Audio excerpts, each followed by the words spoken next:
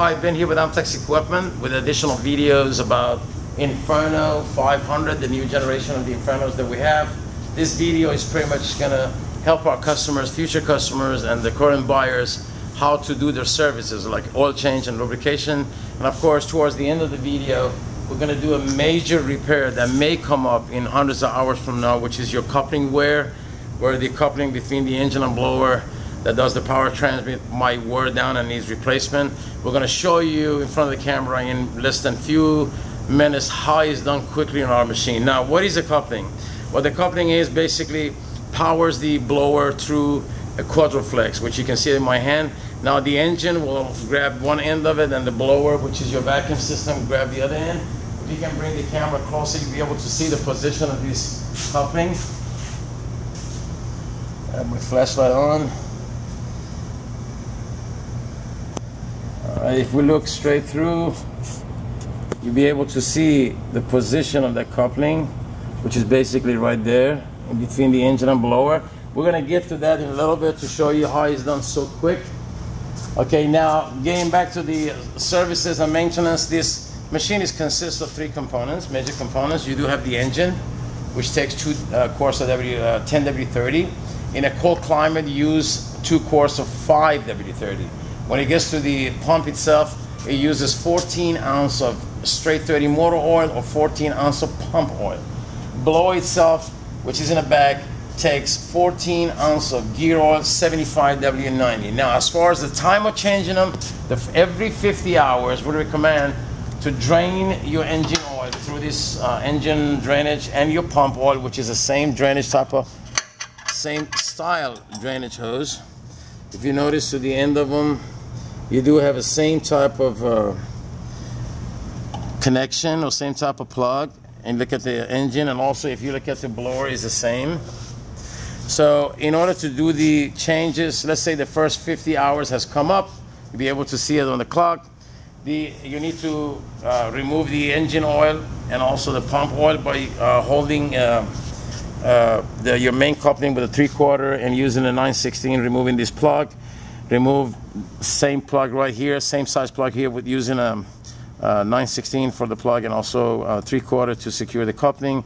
Once both oils are drained, you replace the oil in the engine with 2 quarts of 10 W30 and the pump with 14 ounces of straight 30 motor oil or pump oil. Now, every 50 hours we recommend do oil change. Every other 50 hours, oil and filter. Now, some other shops might have different opinions, but we have practiced this type of method of oil change for past 18 years without any problem aging our engines or causing any kind of effect on them. Now, when it comes to the blower, the oil changes are done every 200 to 300 hours at your discretion. In order to drain them, again, you're using a 3/4 wrench and a 9/16 to remove the plug. After you remove the plug, you put a Teflon on the plug and put it back in. How to enter the oil? If we go on top of the blower, you'll be able to see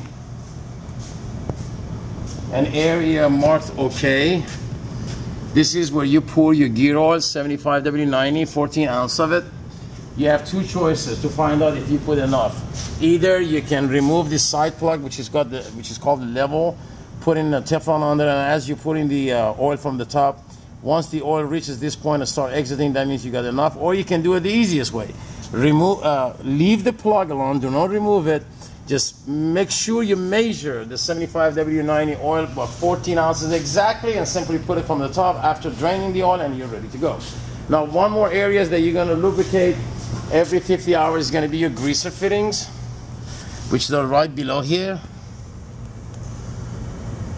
There's one right there and one right here. You use high temperature grease. The one we use is made by a company called Lucas that you can get them from auto parts. Normally 5 pumps of grease on each will be enough. That's every 50 hours. So we're going to go now to the other area of this machine as far as lubrication. You do have your daily lubrication, which is your blower. It doesn't matter if you do 1 job or 10 jobs. The end job, the very last job that you want to put the machine away, it's always good while you're doing your cool-off procedures, which I'm going to show you in the next video how to do it. Simply have this valve open while the unit is running and spray about 5 seconds of WD-40 or any kind of liquid wrench or lubricant through this valve, which gets sucked in through the blower and preserve the inside of your blower beautifully for years to come. Now, one of the final things that you do every 50 hours, along with the engine oil changes, is to inspect and clean your filters. As the camera goes on top, you'll be able to see these are your two suction filters. And in order to remove them, you grab them by the black flange. That's the strongest part of the filter, so that way you don't break it. Remove them, rinse them, dry them, and put them back on. So that finalizes your lubrication process. Now we're going to get to one of the major things that you might need to do. Our previous models, like the older models, even some of the existing models that you other brand that you see out there, they are direct drive, just like this one. Now, making the direct drive replacement simple is what shows the genius behind the engineering of this machine. So what I'm going to do, I'm going to go put this coupling away. I'm going to show you what I'm going to be using as far as the tools, show you how easy it is to change the coupling on the Inferno 500. Let's go. Now, the tools you're going to need, you're going to need 2 channel locks, 2 medium-sized screwdrivers with about 1/4 inch body type of diameter, a size 11/16 and 5/8. Let's go. This is going to be the fun part, and I love this. Here you go. First thing you do, you go ahead and loosen your right exhaust system from the engine.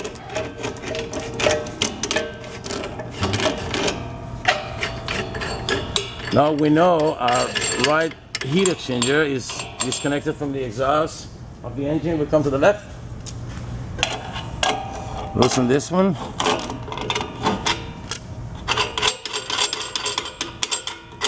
So that's step 1. And step 2 will be to get your wrenches 5/8 and 11/16. 5/8 is used to secure the body of this compression fitting that transfers pressure to the heat exchangers. With 11/16, go ahead and loosen your compression fitting cap. Look, it's all loose. Now gently pull the tubing out. Now we know our pump is released. Now, as we're going to pull the engine forward, the pumps come with it. Put the 5/8 away. Now still use the 11/16, loosening the mounting nuts that hold the engine. I'm trying to work as fast as possible, kind of save some time on the video, make it as short as possible. Go from there. If you notice, I didn't remove the nut. I get it all the way to the point that they're about to fall out. I'll let you know in a little bit why am I doing that. We're going to come to the left side of the engine. There is 2 more nuts that you're going to use the 11/16 to loosen. Boom. It's like a racetrack type of service. You stop, you change, you go back to work. In other words, there is no need to cancel any job or for your machine to be out days and days. So now, all right, we have loosened the exhaust. We disconnected the pump. We loosened the 4 mounting nuts. All you got to do now, grab the engine and shift it left and right and pull it back. There we go. If you notice, I just broke the engine, I just broke the unit in 2 halves. And take a look.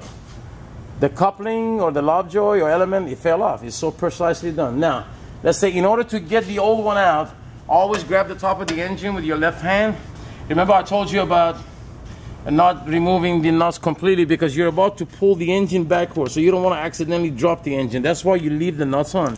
So look, as I'm grabbing the top of the engine and pulling it towards me, I'm going to reach in there, grab the coupling, turn it sideways, and remove it. Take a look. Here's the coupling. Right now the engine, even if we've started, only the engine runs, and it will not do anything to the vacuum system. So now, let's say this was an old one, we got the new one, we're going to put it back in. In order to put the new one back in, everything is going to be done backwards. Again, put the coupling in place sideways. As you grabbing the top of the engine and pulling it towards you, shift and move this one inside of the flange of the engine. Let me get the flashlight, that way the camera can see what I've done. I don't know, can you see from there, Cruz? Yeah. Okay, if you notice, it's inside of the engine. Now we're going to push it forward to get it inside of the blower, and we're done. Take a look. Boy, I love doing this. Here's the thing. You're going to go start shifting the engine forward. Kind of look the way I'm moving, show the engine moving. The way you're going to move the engine, you're going to slightly go left and right and push it forward. a look. As he's gonna get to the coupling, it should, if it's lined up, it should go in. There you go. Now, if you notice, the coupling, the blower side is all in.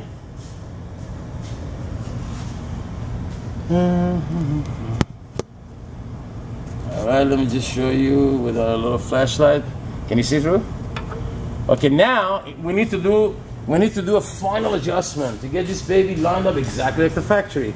That's why the screwdriver comes in. If you take a look on the right side, on the right corner, there is a whole guiding hole. Try to get this going in very smoothly right there. Now we know our right side section is nicely secure, lined up. Then we come to the left side of the engine. Look, there's another hole that's been drilled here on purpose. Put it in there and kind of take a look. Your frame moves and gets it to final lineup. Now we know we're lined up perfect. How do we know we've done a good job? Take a look. Your exhaust system should go on without any problem. Take a look. It's beautiful. We're going to the left. Again, your exhaust system is going on. If they start fighting you, that means you're crooked. You're not done your job correctly. That means pretty much you have not entered the screwdrivers, you know, nice and pretty. So now we're gonna go to the top section of this machine. Remember where the tubing that we took off from the pump? It's kind of flexible. You're gonna kind of reach and put it in there. Make sure you got it lined up straight. How do you know you're doing a good job? When you put the compression fitting on, it should go on without any fight. Take a look, nice and pretty. Now when it goes towards the end, when it needs the final tie down, again you use 11/16 for the compression, 5/8 for the body, and give it a snug type of feeling. Tied down, take a look, beautiful. Now we're gonna go again, put our 5/8 away, use the 11/16, tie down our main nuts right here.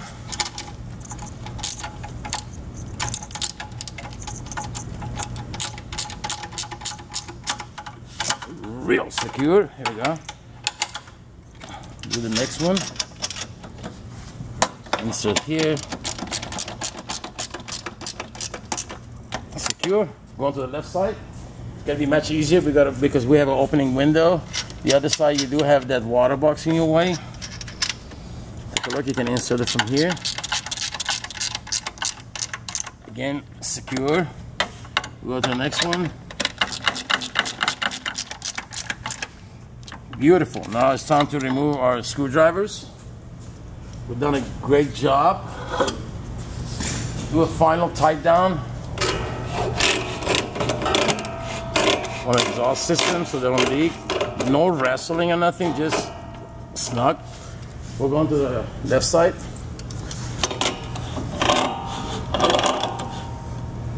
Now, always after doing your oil changes, make sure you tuck this hose back underneath the pump, because you don't want it to accidentally hang in here and start burning and all the oil start draining, causing the damages to your pump. Now, we have already done the exhaust, we have done the mounting bracket.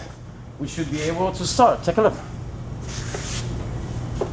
Throttle and choke to the right, choke to the left. That's it.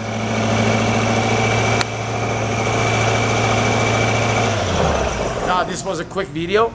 I'm sorry if I was working fast. I was trying to kind of squeeze everything in a short video so you'll be able to watch it without getting bored. This is how we're going to change the oil on the engine every 50 hours. Every 100 hours is going to be oil and filter. Pumps every 50 hours. Blower takes every 200 to 300 hours. Now, you saw how easily we change the coupling. This is one part on the truck mount that sometimes have the truck mount down for 1 or 2 days to get the proper shop to do them. But the way we have designed it is so beautiful and precisely. You'll be able to do this with just primary type of tools right at the job site. Again, I want to thank you for joining me today. And I'm looking forward to see you in near future videos.